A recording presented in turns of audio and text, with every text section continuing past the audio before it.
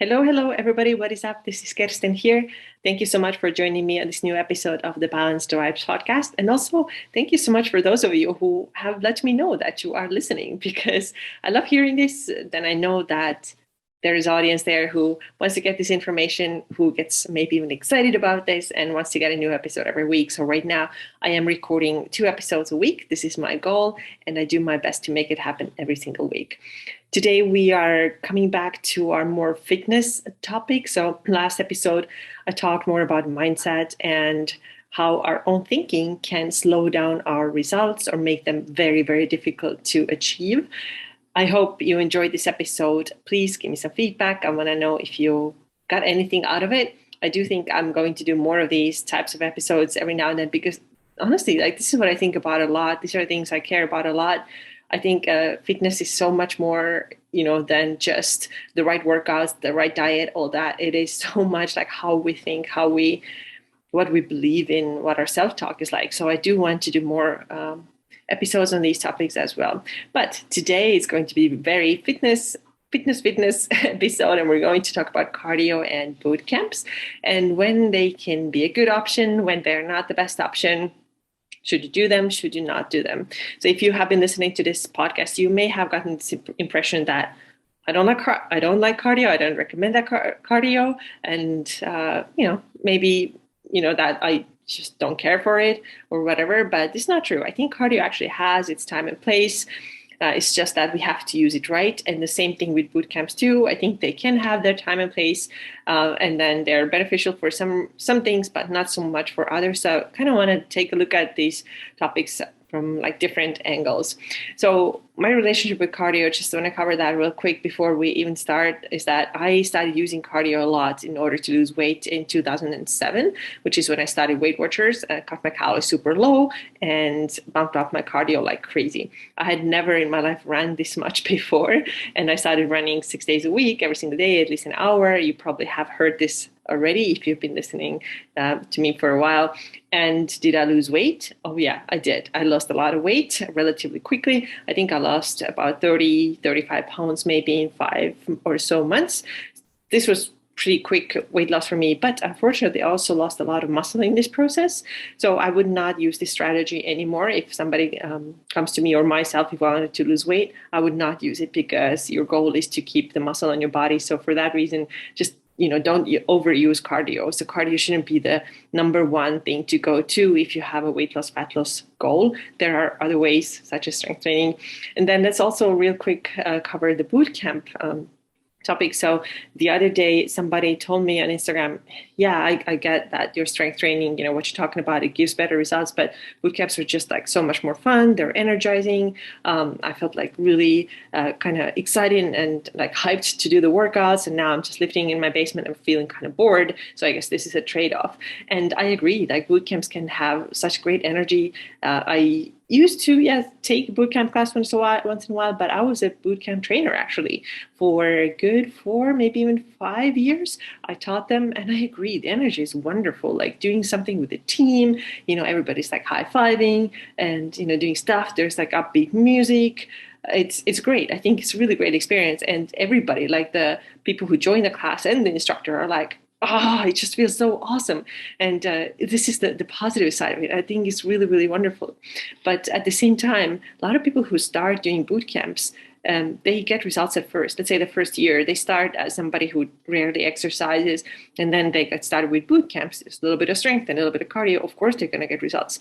Unfortunately, these results, stop pretty quickly. After that 1 year, there's not much else to get, or like you're not going to continue to have more muscle mass and lose body fat. I've seen that a lot. People just like stop getting results and they're just wondering what's going on. So let's talk about what these things are good for. Let's talk about cardio and boot camps.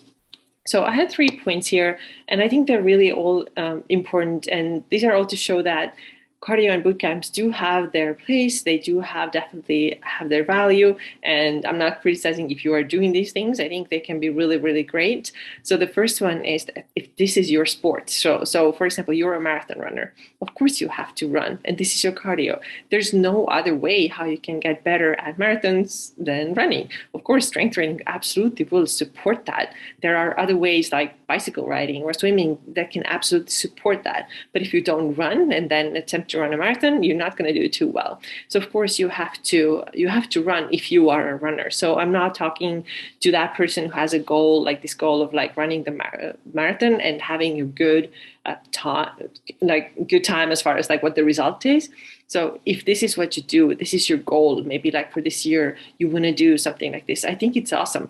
Also, running a marathon just to show yourself that I can do this. I think this is pretty cool too. Or maybe it's a half marathon. You just want to try what you're able to do, what you're able to accomplish. Like you can overcome, so many obstacles. This is a big freaking deal. I've run 4 full marathons and I don't know how many half marathons in my life, and all of them have been such mental game too. It's almost as much as it is the physical game. So you really have to be tough. You have to have solid self talk. You have to have the confidence. And I think it's a great teacher. So I don't regret any of the marathons. The last one I did, though, was really, really difficult, though, because I was just honestly out of shape. I had not been running. This was, when did I do this? I think it was 2003, I think, when I did my last, sorry, not 2013, when I did my last marathon, and I had not been running that much, and it was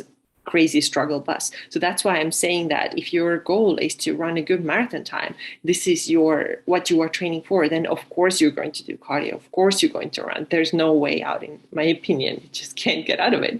And then, for example, boot camps, I've had a couple of people telling me that, it really kind of supplements their other sports. So for example, I talked to a person who practice a lot of jiu-jitsu. I talk to people who play soccer, kind of like not like on a very high level, but still like several times a week. And they say that boot camps really help them with their conditioning.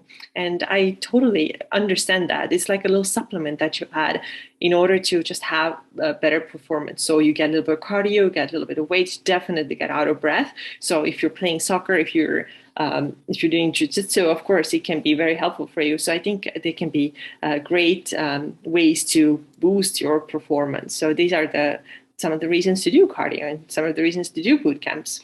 The other thing is endurance. Of course, you get better endurance if you practice, a little bit longer distance running, or if you take a 1-hour boot camp class. Yes, you get better endurance because you are working like nonstop all the time, going.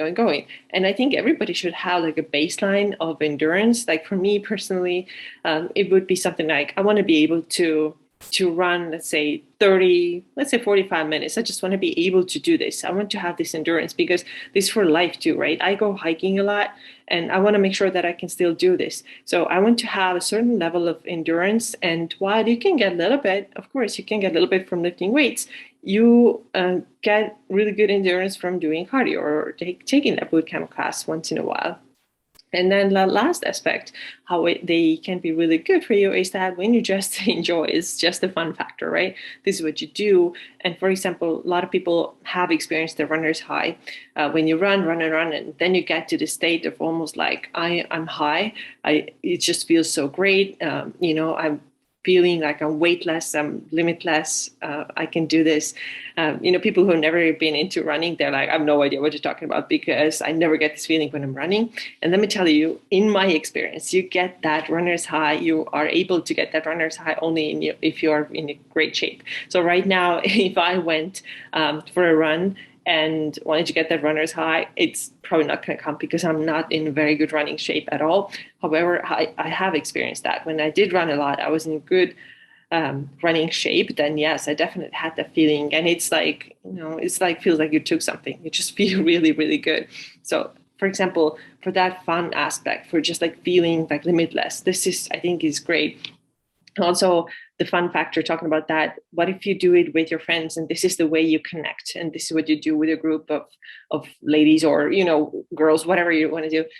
For example, one of my really, really good friends, she does that a lot. They have a group of 5, 6 women. I think they're all moms, and then they get together a couple of times a week to go for a run together. And then they also do these pretty crazy long runs. I think one year it was something like over 50 kilometers that they did, like a race. So if it's fun, if you do it as a team, I think it's really cool. It can be like great bonding thing. When back in the day when I lived in Berkeley, there was a Berkeley running club, and then there was a guy who, for example, made beer at home, and it was really cool. So after we did our run, we would hang out at his place and have some home brewed beer, and it was fun. It was really, really cool. So I think there are reasons to do things like that. There's connection, there's fun, there's this performance aspect. If this is what you want to do, if you want to be really good at running races and have good finishing times, yes, then you absolutely have to do these things. But now when we look at the other side of it, like when is a bad idea to do too much cardio, it's kind of like what I said earlier too.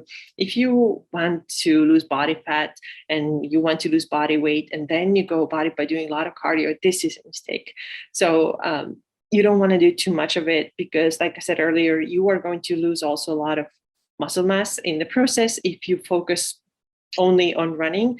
And also if your goal is just to burn a lot of calories because you're going to believe that this will help you to lose fat faster, then you just choose a cardio workout. And this is not the best idea at all.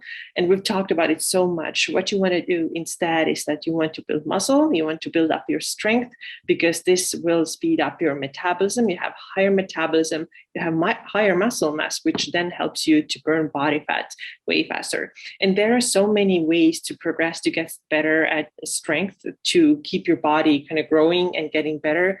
You can, increase the number of reps, or you can do heavier weights, right? You can mix up some exercises, but when you only focus on cardio, the way you're going to increase it, you're just going to go for like more distance and more distance, more distance. And I've heard from so many people how they started out with like 45-minute runs, and then they had to do an hour, and then they had to do an hour and 15 minutes in order to keep getting the same results that they had been getting.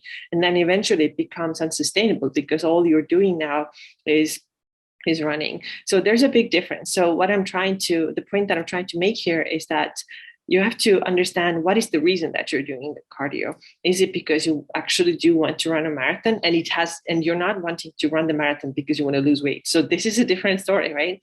But let's say that you're actually an athlete who is running marathons. You want to have good finishing time. Of course, you're going to have to do some cardio, or you want to improve your endurance, or you want to have fun with your buddies, or you want to experience that like amazing runner's high. Yeah, this is when you do cardio, but don't use it for fat loss, because it's just not sustainable, and it's not going to give you the result that you wanted. A lot of times also when people only do cardio, they just notice that yes, the body weight went down, but they look pretty much the same, just a little bit smaller, and they don't have that definition. So it's so much better idea to build the muscle mass and then reduce the load of body fat. So now you can see the results of what you have built by lifting weights or even doing body weight exercises, right? But if you haven't built that muscle and then just burn the body fat off, you're going to look exactly the same that you did before, just a tiny bit smaller. So like I said, my relationship with cardio has changed a lot. I started out 2007 doing intense, like crazy amounts of insane amounts of cardio, I would say, running so much. And right now, I wouldn't say I don't do any cardio. I actually consider walking my cardio. So I do walk 10 to about 14,000 steps every day. And sometimes it's more, it's usually never less. It's at least 10,000. There's a couple of days, maybe that has happened like under 10,000. I've been tired or whatever, but usually it is between 10 to 14,000. And that takes effort too. It's not that, it just comes together. Maybe it comes together for some people who have physically active job. Mine isn't really. So I have to make it a point to get outside and do the walk. And in the summertime, in July, right now, it's quite challenging in Phoenix because we have temperatures like 110, 115 here. So I got to do it on a treadmill. So this is yesterday what I did after my yoga class. I got on a treadmill because I'm committed to it, right? I'm still doing it. So I walked and I watched a bunch of YouTube videos and kept myself busy because honestly, I don't like walking on a treadmill at all, but it's better than walking outside in 120-degree weather. So I'm doing that. And then every weekend we go on a hike. Even when it is pretty hot, we then just try to get out a little bit earlier. But this is my cardio too. So this is why I want to have my endurance. Like I mentioned earlier, it is important to have it. And our hikes are, anywhere between 3 to 6 miles typically. And I also want to mention how, the hiking has changed for me too. When I was very much in this mindset that more is always better, I have to do more stuff, like push yourself harder, I would always pick a hike that is the hardest that I could ever find on the All Trails app that I was using. Which one is the hardest one? Do that. And I wouldn't even care like how I feel or, what are the views and all that. What is the hardest one? Give me that. This is literally my way of thinking, and really obsessive way of thinking. This actually goes it's the same thing as, doing a bunch of just like stuff so that you can burn more calories. It's exactly the way I was thinking. And now it's not like that. Now some of the hikes we're doing are more challenging, but usually then shorter, or they're moderate, or sometimes they're even easy. This past weekend, we did like a pretty easy flat hike, and it was so nice. A lot of times, I always go with my husband, so we just like sit down, we take oftentimes like take a moment to meditate. It's more like a chill thing.